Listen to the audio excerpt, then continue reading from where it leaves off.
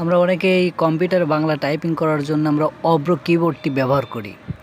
তা অনেকেই দেখবেন খেয়াল করে অভ্র কিবোর্ড যে লোগোটা হারিয়ে যায়, হাইড হয়ে যায়। তো এই দেখুন আমার স্ক্রিনে কোনো জায়গায় অভ্র কিবোর্ডের ওই লেখাটি পাওয়া যাচ্ছে না। এই যে আমার সফটওয়্যারটি, আমি এটিতে যদি দেখুন সারা স্ক্রিনের কোথাও ওই লেখা ওই টাস্ক বারটি নেই। তো এটি ঠিক করতে আপনারা যা করবেন দেখুন, এইখানে যাবেন, এইখানে ক্লিক করবেন। ক্লিক করার পরে দেখবেন এই যে এই লেখাটি, এটি হলো অভ্র কিবোর্ড। এখানে যে লেখাটা আছে এখানে বাটনে ক্লিক করবেন, রাইট বাটনে ক্লিক করবেন, এরকম আসবে।